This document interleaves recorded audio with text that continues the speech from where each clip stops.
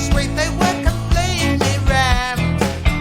They were filled up to the gunnels, they were queuing down the street. They said, you should have been here last week. I swear, you should have been here last week. Oh yeah, you should have been here last week.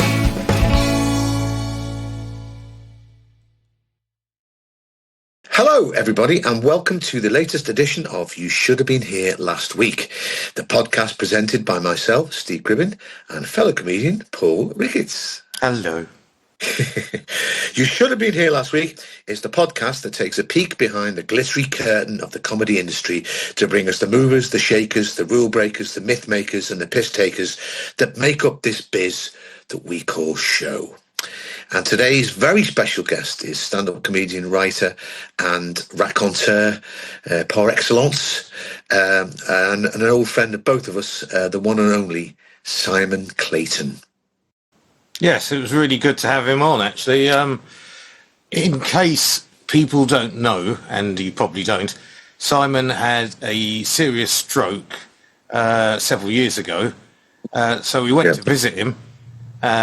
And while we visited him, his partner, wife, as she told us that we should call her, his wife was also there, Mary Bourke. So you will hear her saying the odd sentence. And yes, but she didn't want to be filmed, but she also wanted to be involved.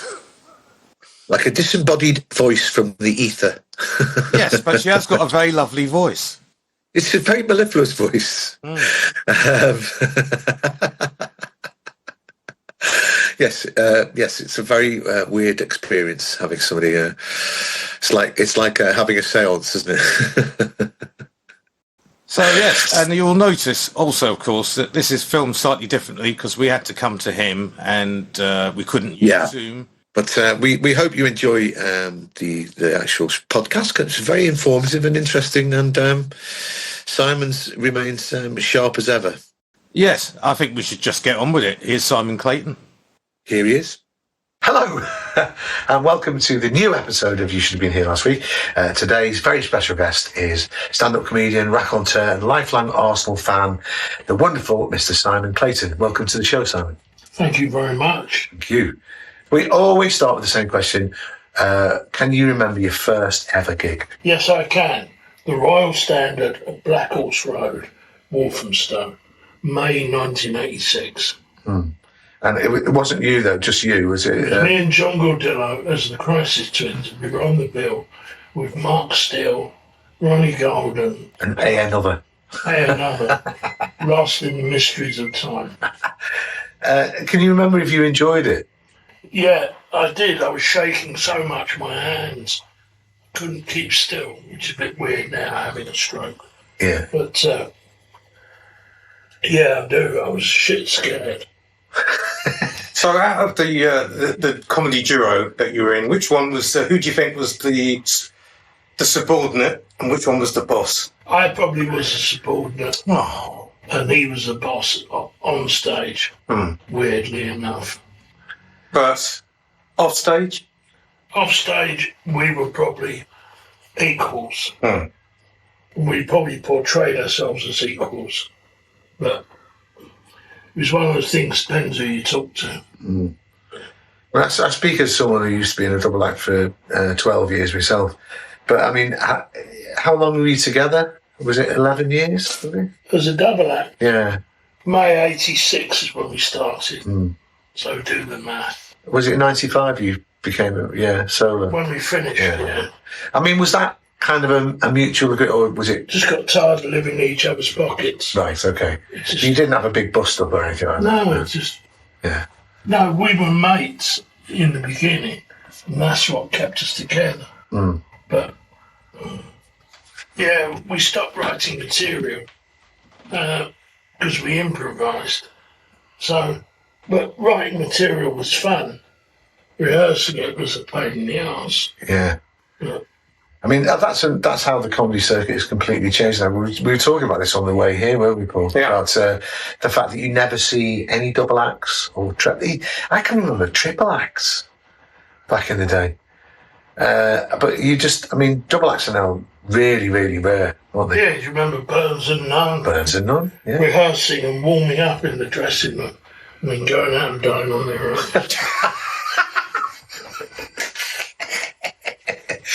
No, I don't know what you're talking about. Yeah. Oh, they were lovely. Yeah, lovely people. Were they American? Yeah. Yeah. It's funny you should say that. I was trying to remember who they were the other day. I couldn't remember. I could remember Burns, I couldn't remember Nunn's name. Tracy Nunn. Tracy Nunn, that's it, yeah. Doug Burns. Duck Burns. Doug Burns. I think Duck Burns. Duck Burns sounds better. Sounds like a sexual injury, doesn't it? So who was your inspiration, comedy-wise? I mean... Inspiration probably on television. I want to say Hancock, but probably not. A Step-Turned Son inspired me. So that'd still be the writers of Step-Turned Son, Gordon and Simpson. Gordon and Simpson, yeah. Well, they're basically geniuses, weren't they? Yeah. And did you have any sort of ambitions when you were a young kid to think one day I'm going to be a comedian, or was it way in the future? I don't think I've ever had any ambitions. That's what's helped me. And how did you... Yeah, if anyone's watching any aspiring comedians, that's the number one thing. Don't have any Expect ambitions. nothing, yeah. Yeah, expect nothing. And you won't be disappointed. And you won't be disappointed, yeah. So where did you meet Gordillo, though? We met at a youth theatre in Enfield. Right. How old were you? Probably teenagers. And what, were you in plays together, or...? Yeah. John directed me in a play, The Life of Galileo. Oh, yeah. That's right. I mean, Bertolt Brecht and... Howard Brenton. Yeah. Benton. I think I went to see a production of that. Not your production, but... How do you know? Yeah, I went to the National Theatre. Everyone was like 12, you know. When you split with Mr. Gordillo and went out on your own, how was that to begin with? Did you naturally take to it? Scary, Yeah. because I didn't have anybody to criticise the gig with afterwards, to do a post-mortem with, which is one of the great things about being in the double act, is that you can talk about it afterwards. Yeah. Like when you're a solo act, you just have that conversation in your own head. Yeah, because when I first went solo after Skin Video, I had that thing of Kevin Day told me off because he said I was only addressing the left-hand side of the stage. Because I was faced like this. He goes, "Look, can I just give you a word of advice? Look ahead." And the other thing that really got me was that I've got to keep on talking, because I used to have a rest while Brian was doing his bit, and I think, oh no, you have to talk all the time, you know. But I mean, you very quickly, got well established, didn't you? As a double act, I would say no. Right. I'm talking about your solo stand-up. Well, just because a lot of people knew me, so that helped. Because even back then, when I started doing solo, it was very risk adverse. Promoters didn't want to take risks like they did when I started in the 80s. Yeah. You know, people doing open spots. Yeah. I mean, it's that thing of Martin Sohn, you know, the guy who has the greatest show on legs. He used to do some really weird and crazy things, and we used to watch him at Jongleurs dying for 20 minutes, and the comedians would all be in the booth pissing ourselves laughing, and then the audience would become, well, this, you know, it wasn't suited to a big Saturday night out, you know. I saw that happen once with Sean Locke at Up the Creek. Wow. And old cab drivers. Yeah. And their wives come to see the gig. And they walk through the room. At one end of the room where the bar was, and you had the entrance at the other end. So they came through the entrance, so they would have watched him on stage. And the cab drivers just said to everybody else, or their mates, "Oh, don't mind him, he's just doing Harry Hill's act."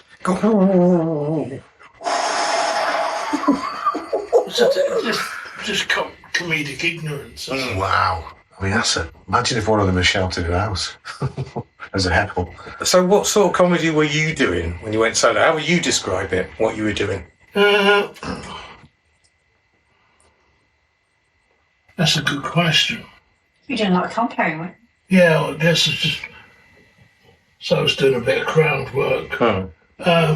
Going from doing improv to doing crowd work.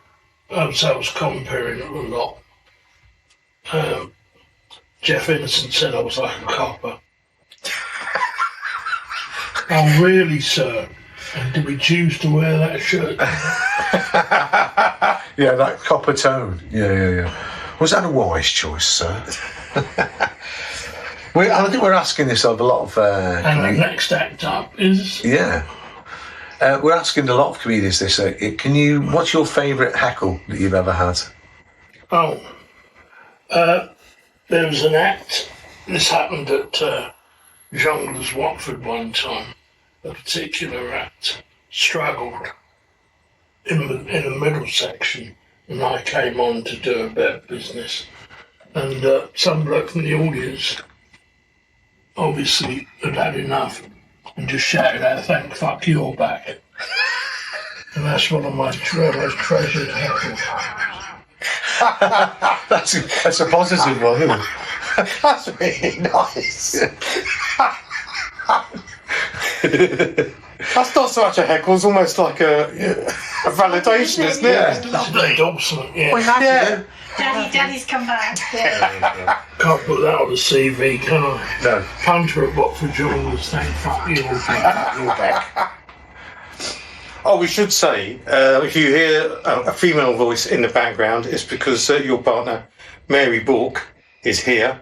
His wife, his legal wife. And Legal wife. You want to be called wife? Not partner? I hate the word partner. We're not fucking a law firm. No, okay then. I'm Wife. gonna hate the word But partner. Mrs. Would Mrs. be too far for you?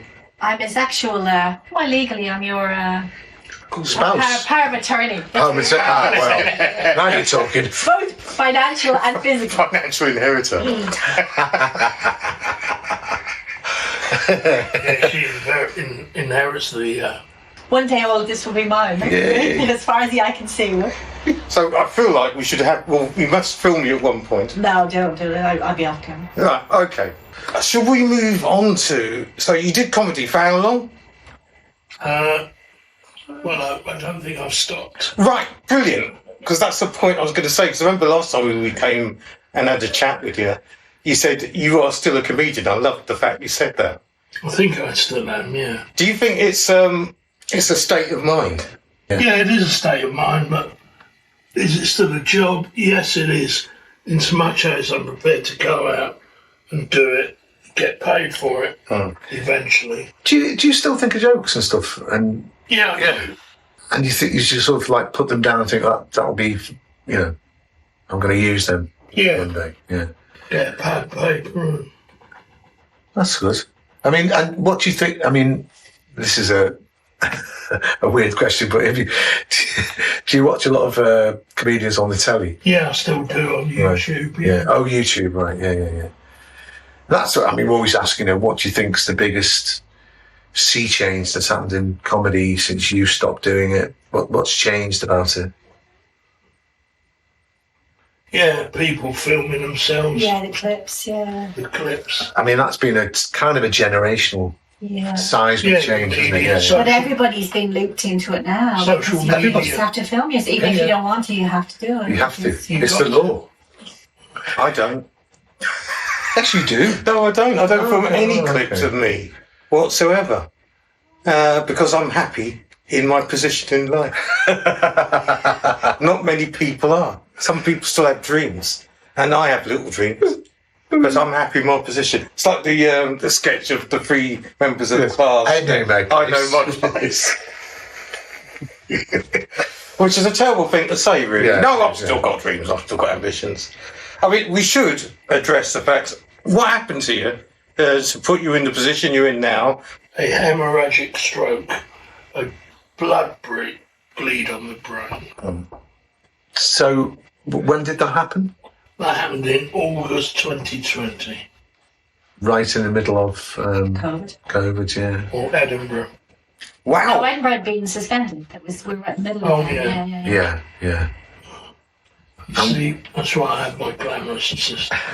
I mean, that's I've the got other a thing. series off the back of your stroke, so it's a little weird, etc. Exactly. It wasn't even you went beyond an Edinburgh show. Silver linings. Got a radio show out of it. The So, opportunities in the obstacle. well, we might as well talk about her now. She's become very vocal. So, how did you meet your wife, Mary Bourke? I said wife in a way that sounded awful. Your wife. That sounds slightly better. My wife. My wife. Yeah. We met at a series of gigs in 1986, A series of gigs. 2006. One run by Dolly Dupree. Dolly Dupree. It's a name. There's a name from the past. She ran a club called the Crack Club, didn't she? In They should have some sort of register so you can find out what happened to everybody. You know, when you have like some sort of random name. there should be a new website. You know, remember Friends Where are they Reunited? now? Yeah. Comics Reunited. Reunited. Great.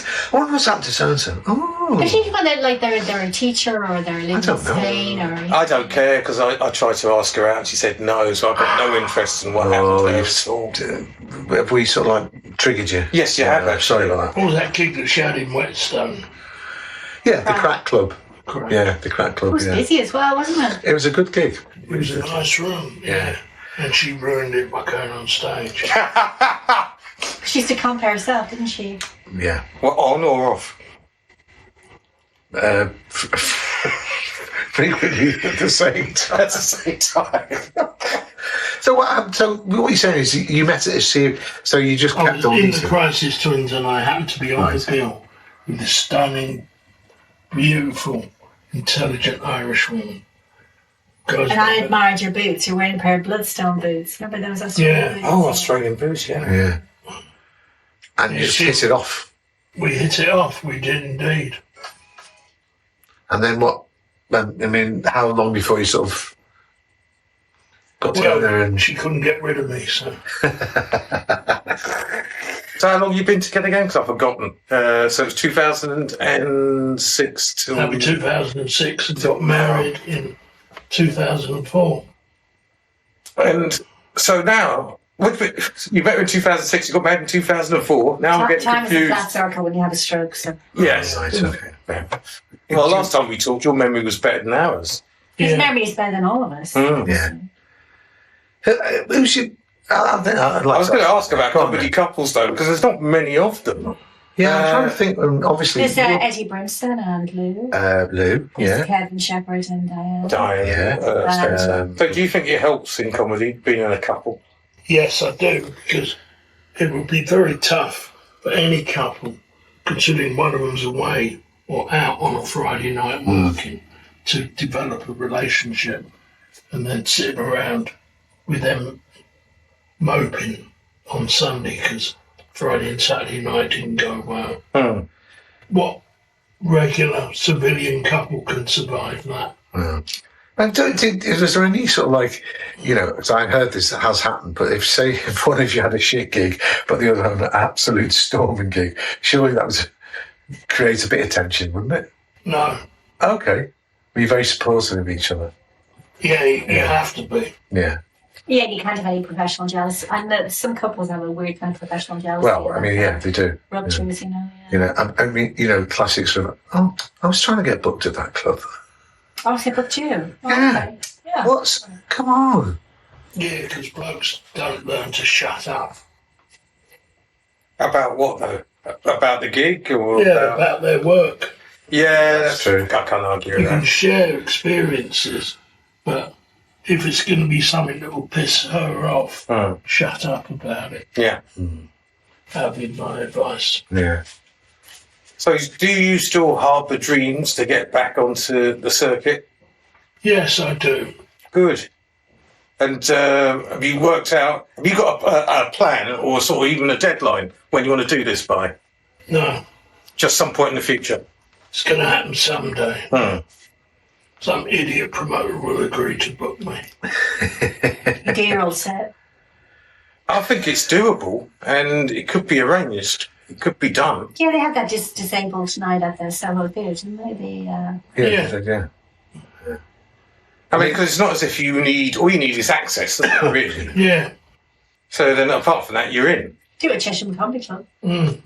So you're down the road. Got a nice card. Yeah. Nice to card, yeah. Have you booked the opening act, or are you just doing it on your own? No, I'll jump on somewhere. Well, I'll just try to work my way in. Trying to get support slot. Yeah. And if You're you've got looking for a gig. Everyone's looking for a gig, aren't they? You're looking for a gig. the three most overused words in the English language as far as who books that? Is it cash or is it basketball?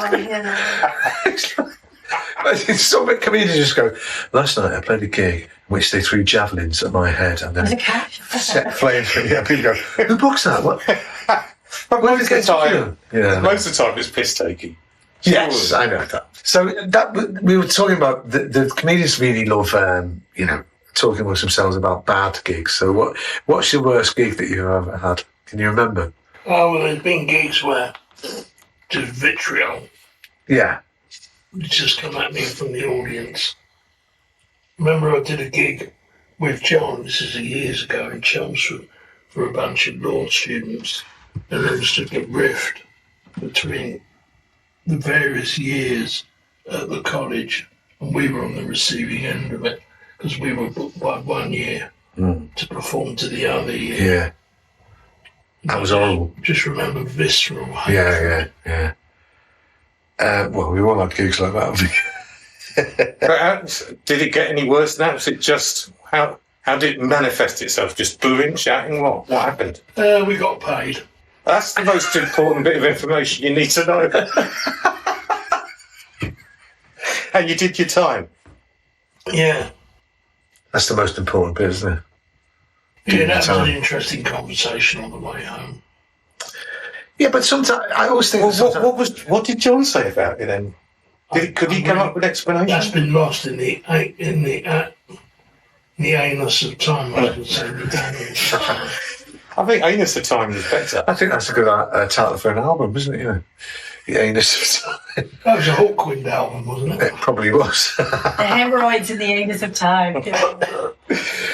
And then conversely, then, I mean, what's one of your favourite ever gigs that you remember? Where everything went right, you know. Probably the first gig without John Goodenough. Really, the first ever one. Oh, where was that, by the way? I forgot to ask you that. I can't remember. Was it at the Queen? I first met you early on at the cartoon at Clapham, very early on when you were a solo act. Brian Bethel. Oh. Brian Bethel. I'm so glad he ended up as a character in Mark Billingham's first Oh, book. he did, didn't He was a he? nonce, wasn't he? Yeah, well, he so was I. No, I mean, but the character wasn't a Yeah, nonce, so wasn't you used my name. As, As you were another nonce as well. Are you Really? You're a nonce in Mark Billingham's book? That's called Stephen Grimmin with a PH. It's the proper spelling. Oh, no. He asked my permission. I said, yeah. And you went nonce? Yeah, all right then. Well, Why did you go Is it cash? yes to nonce? you're all going, who books that? I can't I believe didn't get any money. Did he tell you what the character's going to be, or just I'm going to use your name? Can I use your name? He said it. He was did. He good. said it's not going to be great. He didn't tell me it was going to be that, but then somebody subsequently told me it was. I mean, Paul Thorne is DCI Paul Thorne. You know, Yeah, you the got the main better end of it. detective. Yeah. And also, Brickstock is the lieutenant, the whatever the further. That's not fair. is. I don't Yeah. think that's fair. And you're a nonce. Yeah. Not for the purposes of... Oh, God. The end of my career. That's it. Well, no, just literary laughable. career. I mean, Yeah. obviously your comedy career goes from strength to strength, but literary career, you get your own spin-off book, won't you? You know, he'd left the circuit years ago. Grab a grip Mark on. Billigan. I was once stood at the London Bridge station. You know that sometimes they have the big billboards outside. I was just Was stood it there. novel, was it? Yeah, but I was just thinking to myself, I haven't seen Mark Billigan for ages. It was almost like something out of a film. Like, what's that? It's just a massive picture of Mark Billigan just going, here's my new novel. Anyway, I'm not jealous because he's a nice guy. Yeah, I mean, he did write it. He He worked did out. write it. He worked hard. chose me as a nonce. Yeah, as you would do. I should do, yeah. I think that's the secret of any comedians. Any comedian out there that wants to write a successful book. Well, obviously, the secret is to get Gribbo's name into nonce. Oh dear. Any more questions? We just got to a really good bit as far as I was concerned. Yeah. As the nonce. Yeah. Don't leave this as the end. That's For Christ's sake. I was a nonce in a novel. Sounds like a headline in the Daily Star, doesn't it? Oh, it could be the name of your autobiography. Couldn't it be that? Oh, no. It's still going to be Jimmy. Get the copyright to read out his announcement. Yeah, don't read page 69. That's where I'm mentioned. Is it really? No. Kitson is in there as well, isn't it? Yeah, there's loads. There are hundreds of comics in there. Because it's written about 30 books, hasn't he? I think he stopped that series, though. I think that one's stopped. They're going to make a TV series. I think I'll make a good TV series, actually. Yeah. So you're Never saying read that you could become a TV nonce? You're not going to let this go away. No, I'm just thinking, when they say you must have TV credits, that you could use it. Who's the guy in France who does the detective novels? Yeah. Ian Moore, yes. I think they'd be perfect Ian for Moore, TV, because it's like French and it's... I believe the first one has been sold for TV. Oh, has it? Yeah. So that'd be perfect, like kind of Sunday night, French village. great. Shenanigans. Yeah, annoyed English owner, sort of, who ends up... But it would look beautiful. It'd be shot in the sun. Yeah, Just rude to everybody. Exactly. The world's rudest Airbnb. Well, no, so it's John Cleeve's Faulty Souls Murders in France. Yeah. I've got any toast. Yeah, so I've done the pitch. Yeah. What I was going to say, have you got, because we asked this as well, have you got any advice for anybody that wants to be a stand-up? Yeah, don't do it. But you just said you wanted to do it. Yeah, I'm mad. Yeah. I've had a stroke. Yeah. Don't follow me, kids. Do you blame comedy for what's happened to you? Oh, yeah. Eating processed food. Mm-hmm. Yeah. Smoking cigarettes. Yeah. Being overweight. Yeah, I blame comedy. So coming back late night driving, gangsters, you gone to the gangsters' pie. Actually, Doubled up on the fags. Ginsters have a lot to answer for. They do, don't they? Fucking They do. They're not going anymore, are they, Ginsters? Yes, they are. They are are, they? but they're always in petrol stations. Yeah. Oh, I thought I always thought they should sponsor a gig. They really should. they should have. That and Red Bull. Yeah. Sponsored by Ginsters. No, Red Bull. Red Bull, you absolutely spot on. The amount of comics that think that's going to make the difference. This is a true story. I once did a gig in Saudi Arabia and with Kevin Bridges. It was insane. But there was a guy there, like Duffman out of The Simpsons. Yeah. Because obviously they can't drink alcohol. But it was full of expats and young Saudi Arabian students. But there's a guy dressed as a big can of Red Bull, handing out Red Bull. By the end of the gig, everyone's gone fucking insane. They were bouncing off the walls. Because they were just drinking can after can. And kids were sort of like... That's what it's like if you give Adam Bloom a can of cheese and tomato pizza. That's it. He's off. The worst I've seen for Red Bull abuse, Brendan Burns. Oh. When he stopped taking other illicit drugs, he went on 5 cans of Red Bull before he'd go on stage. He drinks that Monster now, doesn't he? The Monster thing, those big cans. Yeah. I did a gig with him quite recently, and he was driving back to wherever he lives, and he was literally... His hands are shaking, yeah. And Alistair goes, are you okay to drive? I go, I'll be fine, mate. Then we're going to get Mark Billingham on the phone to say, actually, you're not a nonce, you're a police informer. Oh, really? It was Paul Thorne that told me, so I don't know whether to trust him. Actually, no, he wasn't a nonce. He was the guy with the squeaky voice. He was a grass. Gribbo was the grass. Yeah, there you go. Yeah, I understand that. So yeah, you had the noncery thing all to yourself. Yeah.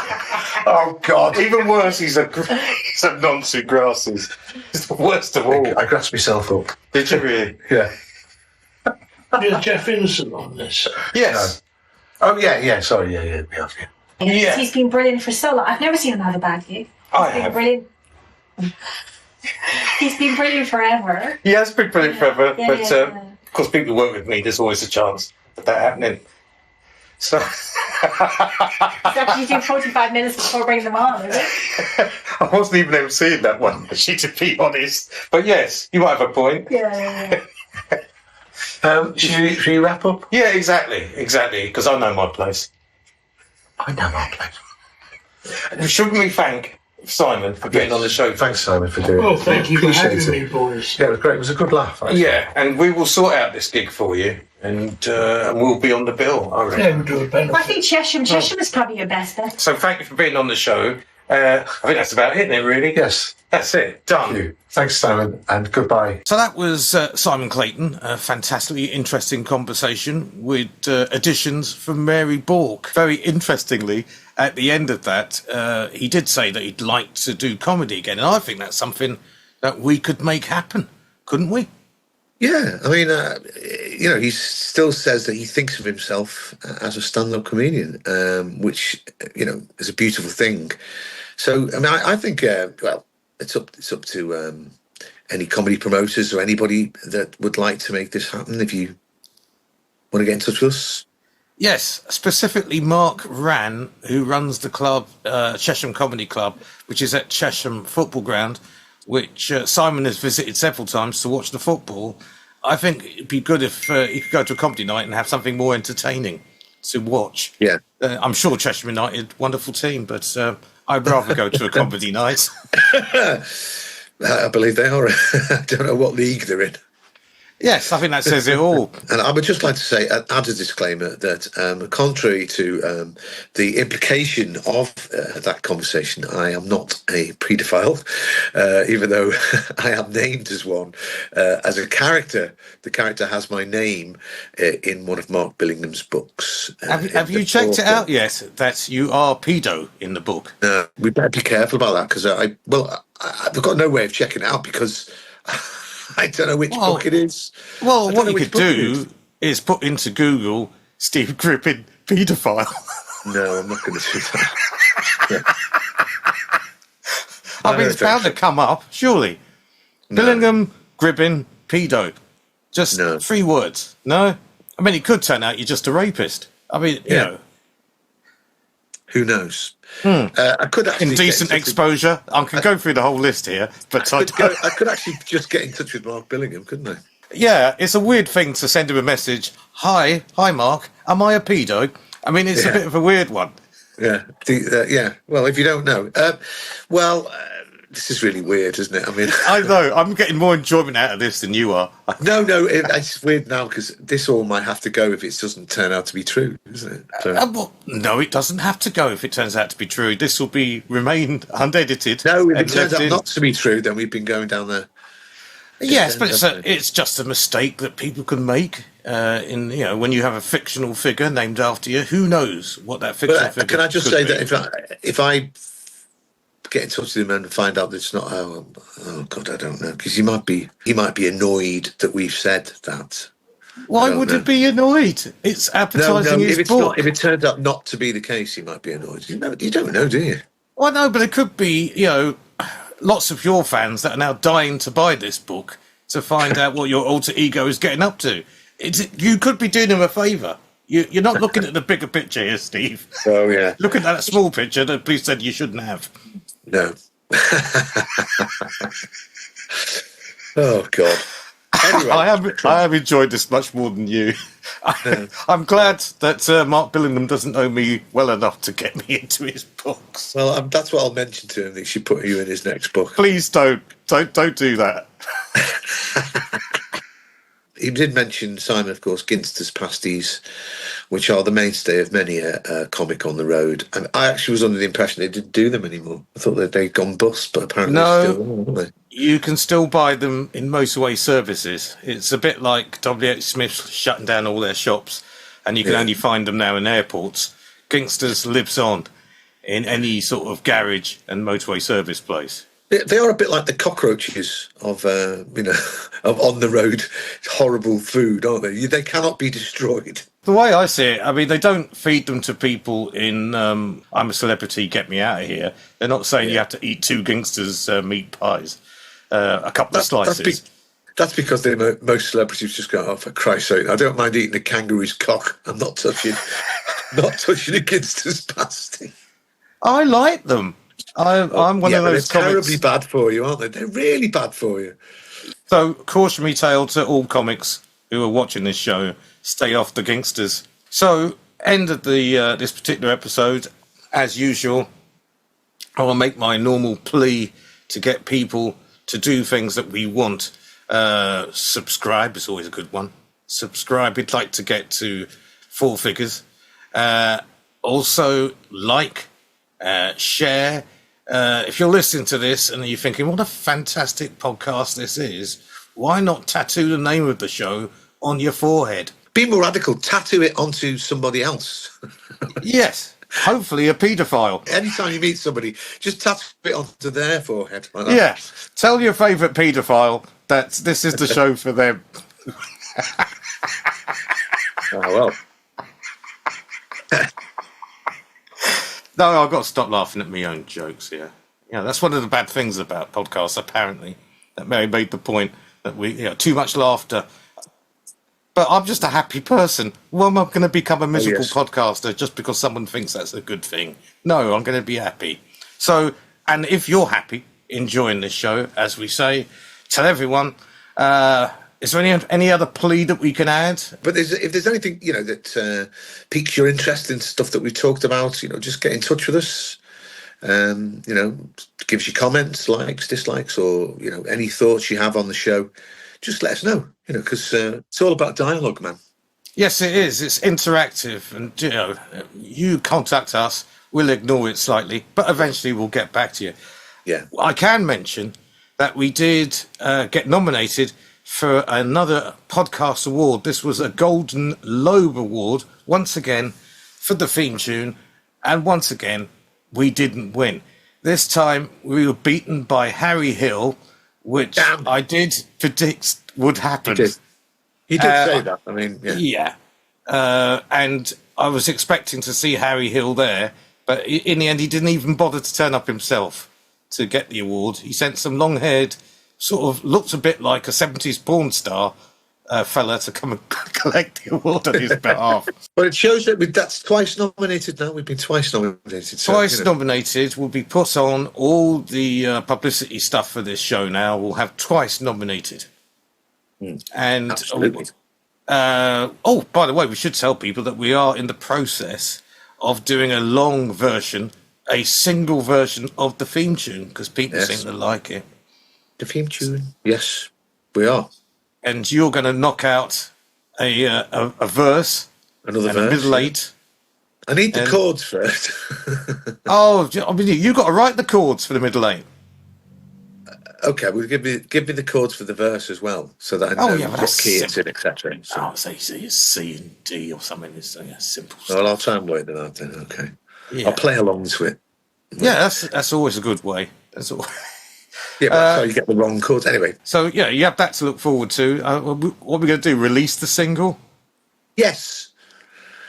It will be available in all garage forecourts, and everybody that buys a copy of the single will have a free Ginster's pasty. Yes, indeed. And I will not mention the other thing that seems to be the theme in this show, because I've mentioned it enough. Theme tune will be coming towards you soon. Lumbering towards you. So with that, I think we should say goodbye, shouldn't we, really? Yes. See you on the next one. See you on the next one. Bye. Bye. They said you should have been here last week. I swear you should have been here last week.